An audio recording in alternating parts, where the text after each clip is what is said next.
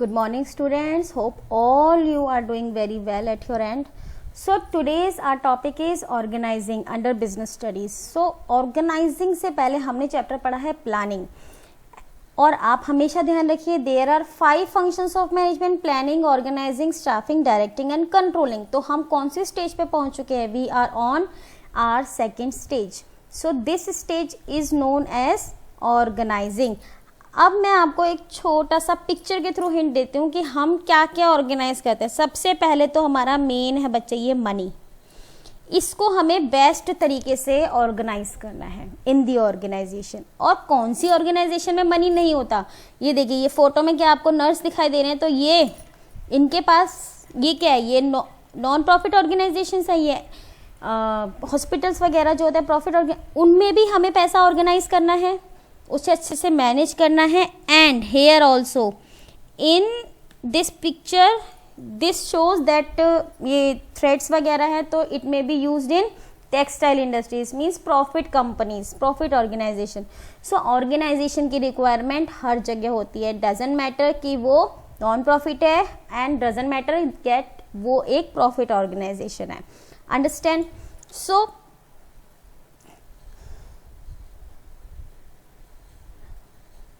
Organising की एक definition है. Organising refers to the process of identifying and grouping various activities.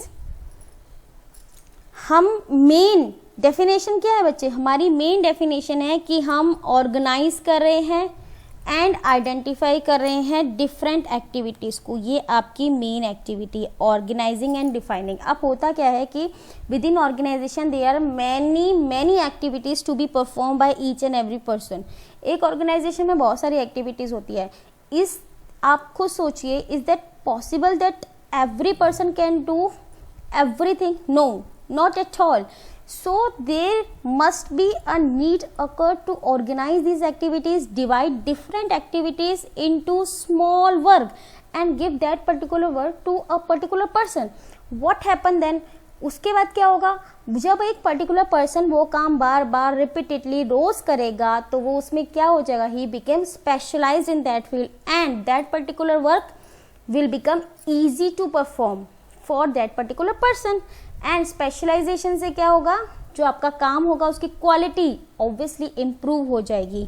So in a sense this is the process, again read it out, this is the process of identifying and grouping. ऐसे ही हम घर में करते हैं. हम क्या करते हैं? हम हमारे बहुत सारी एक्टिविटीज होती है, उनको ऑर्गेनाइज करते हैं. पहले ऐसे करना है, फिर ऐसे करना है.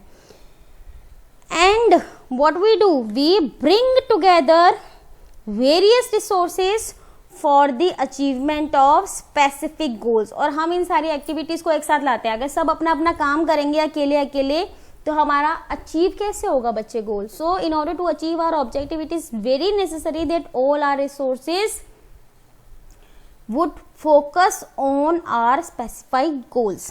So here the main objective is of organization क्या हो गया? is to divide the total work into well defined jobs. With these two words are very important because many times इनका यूज होता है. क्या है ये? coordination and cooperation. Without coordination and cooperation no business firm can survive. So there must be a proper coordination among the employees and higher authorities. Higher authorities पता है आपको? there are 3 levels, top level, middle level and lower level management. इन तीनों में अगर coordination नहीं है, there is a lack of coordination, they would not be able to achieve our organisation objective. Right? So नीचे आप जनरली किसी organisation में ये वाली फॉर्म जरूर देखेंगे. कभी भी आप गए होंगे, मीन्स डोमिनोज में अगर आप पिज्जा ही लेने गए हैं, तो देखिए कैश काउंटर अलग होता है, बनाने वाला अलग होता है. ऐसा कभी देखा है कि एक ही बंदा है जो काउंटर पे भी है, वही बंदा है जो बना भी रहा है. अगर हम बनाने वाले को रोज वही काम देंगे कि आपको पिज्जा बनाना है, तो उसका जो स्पेशलाइजेशन का लेवल होगा ना, वो डेफिनेटली बहुत अलग होगा. सो इस ऑर्गेनाइजेशन में हम क्या बोलेंगे कि हमने इस ऑर्गेनाइजेशन मीन्स डोमिनोज को कैसे डिवाइड किया? On the basis of the function. So here also जो मैं आपको एग्जाम्पल दिखा रही हूँ, इसके अंदर भी क्या है कि हमने अपनी ऑर्गेनाइजेशन को डिवाइड किया है फंक्शन के बेसिस पे। कैसे कि आपका जो मैनेजर है वो एक सेल्स मैनेजर है, एक प्रोडक्शन मैनेजर है, एक फाइनेंस मैनेजर है, एक ह्यूमन रिसोर्स मैनेजर है, परचेज मैनेजर है, पब्लिक रिलेशन मैनेजर है। जनरली हम ये सारे डिपार्टमेंट्स अपनी ऑर्गेनाइजेशन में देखते हैं। अब लेट्स सपोज एक एम्प्लॉय को परचेज करना है, तो ऑब्वियसली अगर पूरी ऑर्गेनाइजेशन अच्छे से ऑर्गेनाइज्ड है then would definitely go to the purchase department. उसको और कहीं भी जाने की जरूरत नहीं है, वो सीधा कहाँ जाएगा बच्चे, वो ये वाले डिपार्टमेंट में जाएगा और जाके अपनी परचेज रिक्विजिशन दे देगा। अगर वो उसको पता ही नहीं है ऑर्गेनाइजेशन का स्ट्रक्चर, तो वो इधर उधर घूमेगा और वो पता ही नहीं पाएगा कि आखिर कहाँ पे मुझे जाना है। इसलिए इसका फायदा होता है ऑर्गेनाइजेशन के लिए। और and the next one is, कई बार क्वेश्चन बच्चे मुझसे बार बार पूछते हैं कि क्या मैडम हमें ऑथर की डेफिनेशन याद करनी है। बिल्कुल भी आपको ऐसा नहीं है, कुछ रट्टा नहीं मारना है, कुछ भी आपको पैरट रीडिंग नहीं करनी है। सिर्फ आपको ये ध्यान रखना है कि जो आप लिख रहे हो वो that should make a sense.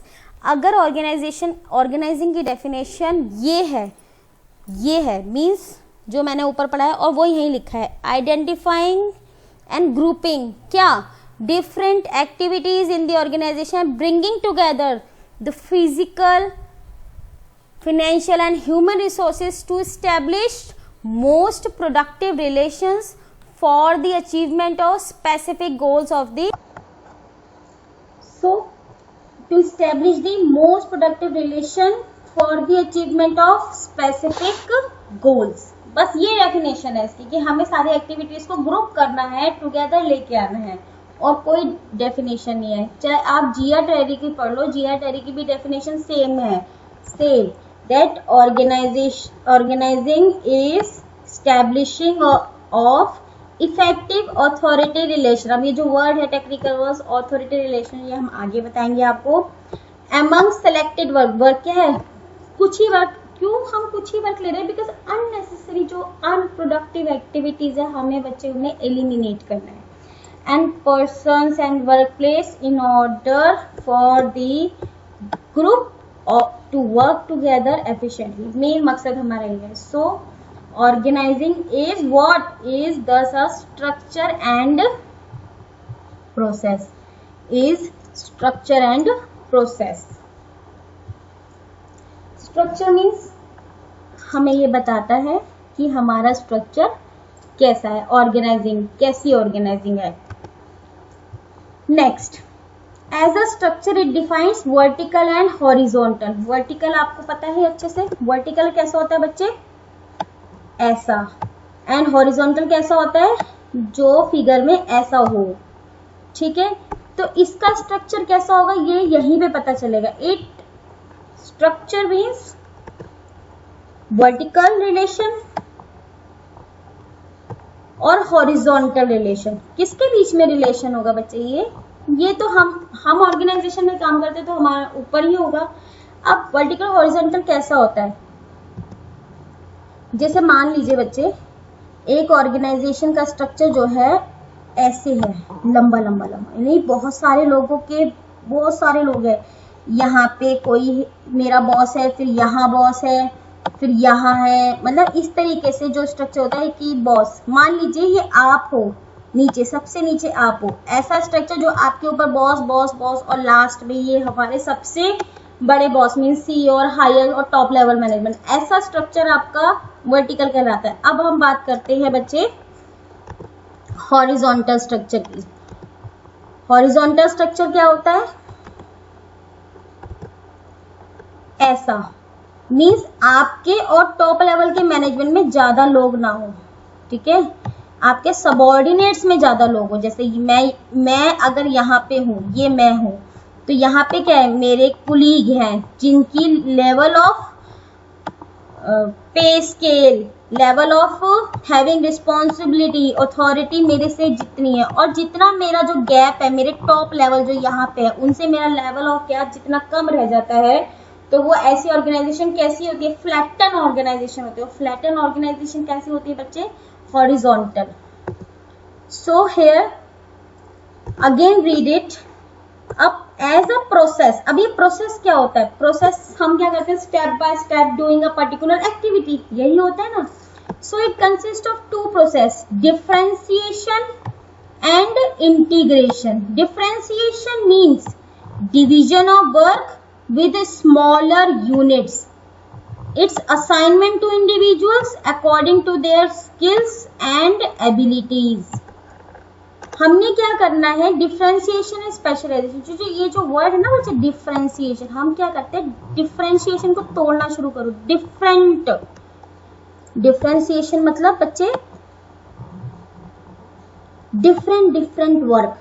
एक ही काम मैं भी कर रही हूँ, एक ही काम, वही काम आप कर रहे हो, वही काम सामने वाला भी कर रहा है, सारे वही काम कर रहे हैं, तो जो काम जो बच गया वो कौन करेगा। तो हमें क्या करना है, डिफरेंशिएशन करना है, मीन्स डिवीजन ऑफ वर्क करना है। किसमें, छोटे छोटे यूनिट्स में करना है। क्यों बच्चे, एक इंसान बहुत सारा काम नहीं कर सकता, छोटे छोटे काम दोगे सबको तो वो बहुत आसानी से कर पाएंगे ना।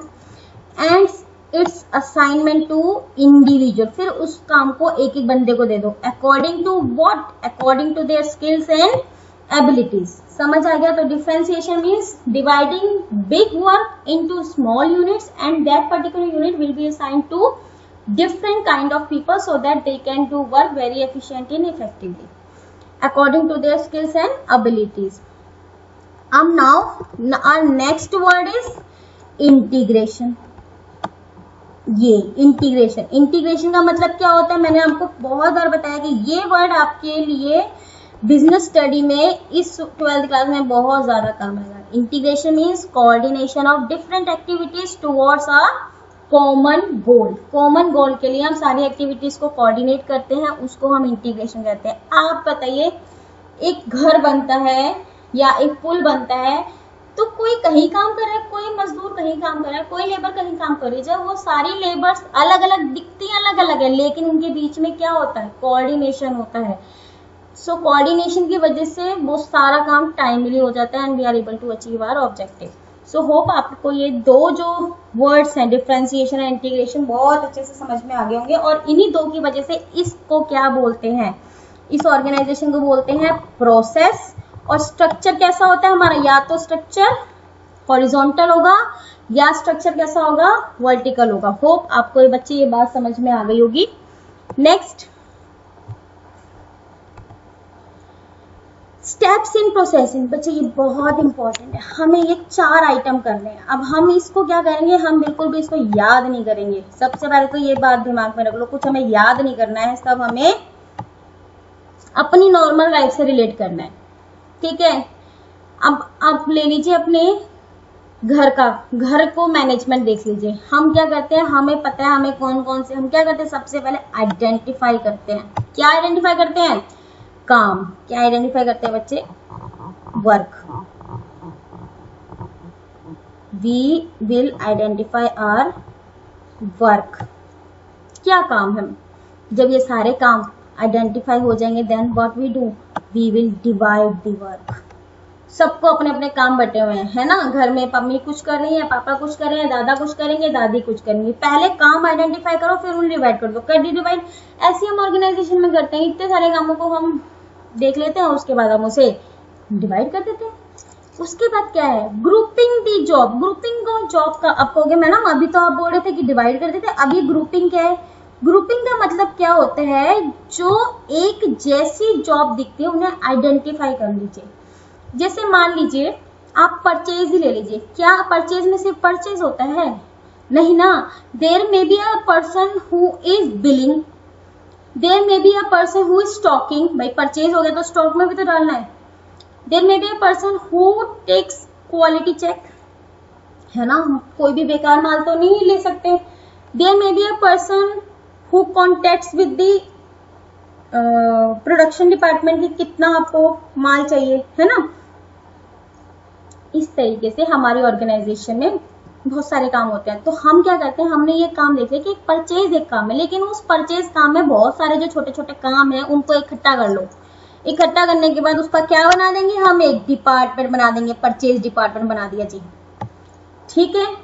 अब उसके बाद हमने लोगों को उनकी ड्यूटीज असाइन कर देंगे, अब आपको ये करना है, आपको ये करना है और आपको ये ही करना है, इसके अलावा कोई काम नहीं करना। क्योंकि अगर सामने वाले पर्सन को, जिस एम्प्लॉय को आप रख रहे हो, उसे पता ही नहीं है कि मुझे कौन कौन से काम करने हैं, तो वो तो इतना परेशान हो जाएगा कि वो जॉब ही छोड़ के चला जाएगा, क्योंकि उसको पता ही नहीं उसको काम क्या करना है, किस हद तक उसे काम करना है। तो बेटर है कि आप उसकी ड्यूटी उसे असाइन कर दीजिए। एंड ड्यूटी असाइन करने से काम नहीं चलेगा, आपको you need to do what, you need to establish reporting relationship, कि आपको ये काम देना किसको है, ये और जरूर है। जब तक आपको यही नहीं पता होगा ये काम आपको देना किसको है, तब आप वो काम करोगे, वो आप काम डेफिनेटली नहीं करोगे, क्योंकि आपको काम मिल गया। अब आपको तो पता है मेरे को तो किसी को रिपोर्ट ही नहीं करना है, I am not answerable to anyone, so आपका काम ही नहीं होगा। तो ये बहुत जरूरी है कि आपको उसका रिपोर्टिंग रिलेशन मतलब to whom he has to answerable, ये जरूर आपको देखना है। अब हम इन्हीं को आराम से पढ़ेंगे। सबसे पहले क्या था हमारा, डिवीजन ऑफ वर्क। तो डिवीजन ऑफ वर्क आप देख लीजिए, सब अपना अपना काम करें और कितनी जल्दी से काम हो जाएगा। Identification and division of work. The organizing function begins with division of work. Division of work means बहुत सिंपल है। ये आपने फेयर के जो प्रिंसिपल थे उन 14 प्रिंसिपल में से एक प्रिंसिपल है ना। तो division of work means dividing the total work into small units and each job is assigned to individual according to their skills and abilities. Simple, जैसा हम पढ़ते आए हैं। सो डिवीजन ऑफ वर्क, ये इसका फीचर है कि डिवीजन ऑफ वर्क हो जाएगा तो हमें क्या मिल जाएगा बच्चे, हमें मिल जाएगा स्पेशलाइजेशन। एक बंदा उस फील्ड में स्पेशलाइज हो जाएगा। जैसे डॉक्टर है, हार्ट के डॉक्टर अलग हो जाते हैं, किडनी के डॉक्टर, वो बार बार उस पर काम करेंगे, then he become specialisation. Example ले लीजिए, in a bank every individual is assigned a job, right. आप जाते हो बैंक में, one person is a cashier, he receive cash and makes payment. Another person is deal in housing loan, different deposit schemes are handled by one person and gold loan handled by another one, so on. इसी तरीके से चलता रहता है। इसी को हम बच्चे क्या बोलते हैं, डिवीजन ऑफ वर्क, राइट। जैसे यहाँ पे है ये फ्रेमिंग कोई करेगा, साइडिंग, पेंटिंग, इंस्पेक्शन, शिपिंग, जैसे मैंने आपको अभी जस्ट बताया। नेक्स्ट है डिपार्टमेंटलाइजेशन। देखिए जैसे आपको ये दिख रहा है, सेल्स डिपार्टमेंट अलग होना चाहिए, परचेज डिपार्टमेंट अलग होना चाहिए, बहुत आसान हो जाता है इससे काम करना। So grouping the job and departmentalisation. Once work has been divided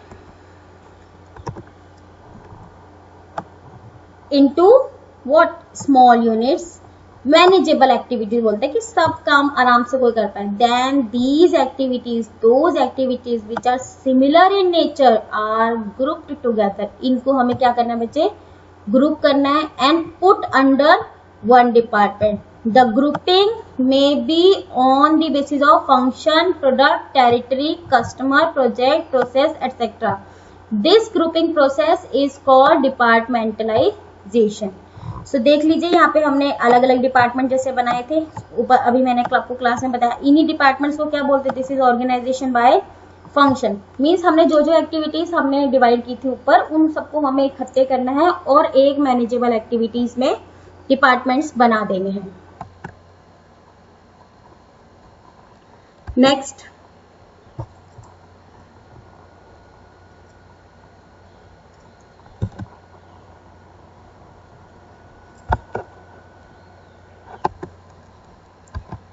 next है हमारा असाइनमेंट ऑफ ड्यूटीज। जब हमने डिपार्टमेंट बना दिए और हमने ड्यूटीज देख ली, हमें क्या क्या काम कराना है, देन हम अब लोगों को ड्यूटीज असाइन करेंगे। ऐसे ऐसे सबको पता होगा कि उन्हें कौन सा काम करना है। तो let's just read, once department have been formed, so it is necessary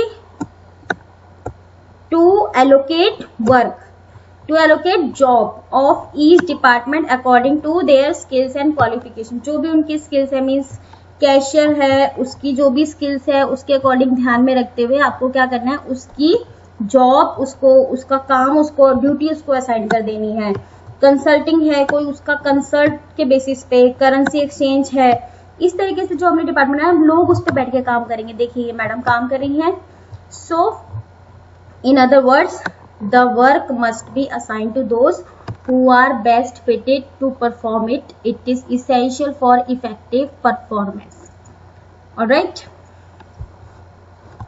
Next, establishing authority relationship. As I told you earlier, if there is any problem in which person is not able to find that whom I am reporting, whom I am answerable, so आपका जो relationship है वो बिल्कुल भी अच्छा नहीं रहेगा। तो हमें क्या करना है, हमें एक अथॉरिटी रिलेशनशिप डिफाइन करना है। जैसे हम इस फिगर में देख लीजिए ध्यान से कि एक पर्सन है जो बोल रहा है और ये जो सीरियल वाइज है, इसका मतलब क्या होता है बच्चे कि इसकी रिपोर्टिंग सीधा इनको बिल्कुल भी नहीं है। ये किसको रिपोर्ट करेंगे, ये पहले इनको रिपोर्ट करेंगे और ये इनको एंड देन ये इनको आंसरेबल है। अंडरस्टैंड। चलिए next, establishing reporting relation. This is the last step in organization process. Last step is defining. इस प्रोसेस में हम क्या करते हैं, we are defining relationship among what? Among people in the organization. जैसे मैंने आपको बताया कौन किसको रिपोर्ट करेगा। So each individual should know from whom he has to receive orders. किससे मुझे ऑर्डर रिसीव होना है। कोई भी उसको ऑर्डर देके चला जाए क्या फायदा है। आप किसी ऑर्गेनाइजेशन में जाइए तो सिर्फ वो अपने रिपोर्टिंग हेड की बात सुनते हैं। whom he is answerable, किसको उसे आंसर देना है। सो द स्टेप, इस तरीके के जो रिलेशन, ये क्लियर रिलेशनशिप होना चाहिए। इससे क्या होगा, एक हायरार्किकल स्ट्रक्चर बनेगा। जैसे देखिए this is the head, so इस हेड के साथ क्या होगा बच्चे, as she is the head, इसको कौन लोग रिपोर्ट कर रहे हैं, ये एंड ये दोनों रिपोर्ट कर रहे हैं। इनके अंदर कितने लोग आ रहे हैं, ये और इसके अंदर ये दोनों, और इन दोनों के अंदर ये दोनों तो इनके अंदर आ रहे हैं एंड ये दोनों इनके अंदर आ रहे हैं। इस तरीके से ये हायरार्किकल हो जाता है। और याद है आपको ये वाला जो डायग्राम था, ये वाला डायग्राम क्या था, इसको क्या बोलते थे हम,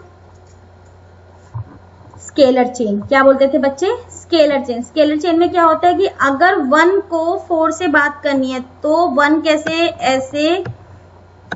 ऐसे जाएगा, ऐसे एरो दिख रही है, और फिर वो ऐसे जाएगा। ठीक है, ये हमारा स्केलर चेन था कि there should be a clear line of communication in the organisation. लेकिन ये एक गैंग प्लैंक क्या है, इसका एक्सेप्शन है। एक्सेप्शन मीन्स कि अगर 3 भी जो है हमारा उसी पोस्ट पर है, उसी लेवल पे है जिसपे कौन है बच्चे, C, 3 और C दोनों सेम पोस्ट पे हैं, तो क्या 3C से डायरेक्टली बात कर सकता है। अगर ऐसा ऑर्गेनाइजेशन में है तो वैसे तो बोलता है ना, एक चेन होनी चाहिए, ऐसे ऐसे ऐसे एक लंबी सी चेन होनी चाहिए बात की।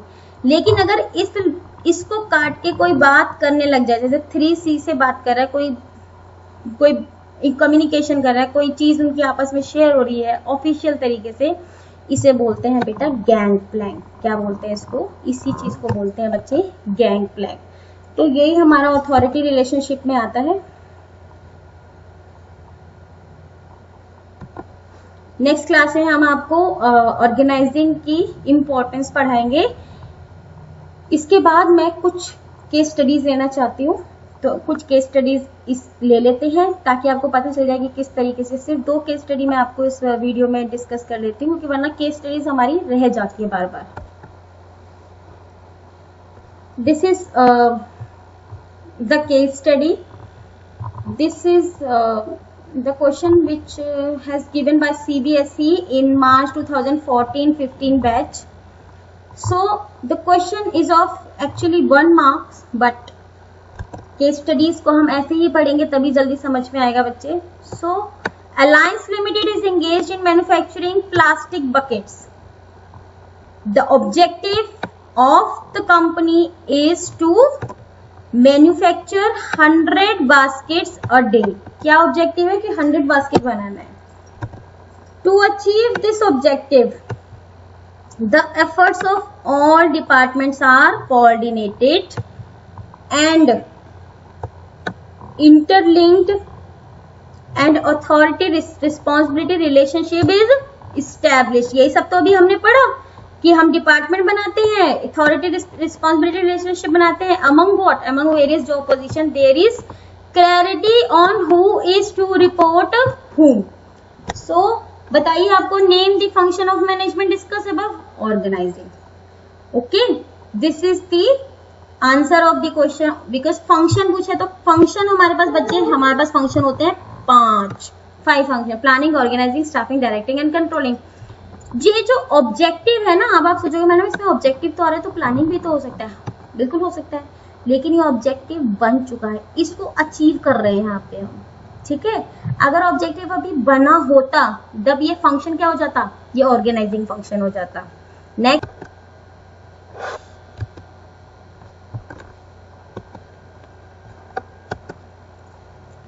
to make the sports day of the school successful, the headmaster of the school divided all the activities into task groups each dealing with specific area like holding of events, arrangement of medals, refreshment. मतलब सभी हमारे को क्या बना organise करना है. We are not going to organise sports day. Sports day में we what we do, we divide all our activities, right. इन सब एक्टिविटीज को हमने डिवाइड कर दिया. ये मैं आपको हाईलाइट इसलिए कर रही हूँ बिकॉज इन्हीं से आपको पता चलेगा क्या क्या आंसर आना चाहिए. So each group was placed under overall supervision of a senior teacher. Senior teachers को सब रिपोर्ट करेंगे. The physical education teacher was made responsible for holding different events. Department बना दिए ना, देखो ये काम को डिवाइड करना ही तो है, डिवीजन ऑफ वर्क है. उसके बाद डिपार्टमेंट बन गए कि भाई ये जो है सुपरविजन डिपार्टमेंट हो गया, ये इवेंट डिपार्टमेंट हो गया, and the home science teacher for refreshment, ये रिफ्रेशमेंट डिपार्टमेंट बना दिया इन्होंने छोटा सा, and maths teacher for medals. So इस तरीके से हम जो है डिपार्टमेंट बना देते हैं. What you need to do, you need to identify the function. Function should be organising. ठीक है, एक लास्ट और फंक्शन ले लेते हैं बच्चे. To make the annual function successful, the school success to make the annual function successful, the principal of school divided all the activities into task group, each dealing with specific areas like rehearsals, decoration, stage management, refreshment, etc. आपको जैसे पता चल गया ना different activities की बात हो रही है ना. Then each group was placed under overall supervision of a teacher, identify function of management. क्या हो जाएगा, ये ऑर्गेनाइजिंग हो जाएगा. So class, this is it. Hope you have understand the meaning of organising and these steps, these 4 step. First step is identifying the activities. Second step is departmentalisation करना है हमें, grouping ये एक्टिविटीज करने के बाद then हमें करना था इनको डिपार्टमेंटलाइजेशन के बाद हमें क्या करना था बच्चे, रिपोर्टिंग रिलेशनशिप स्टैब्लिश करना है ना. तो ये जो आपके 4 स्टेप्स हैं ये बहुत जरूरी है, इनको आप याद कर लीजिए बिकॉज एग्जाम में स्टेप्स वाले पे पूछे जाते हैं. नेक्स्ट क्लास में हम इसके आगे आपको पढ़ाएंगे importance of organising. Thank you and all the best.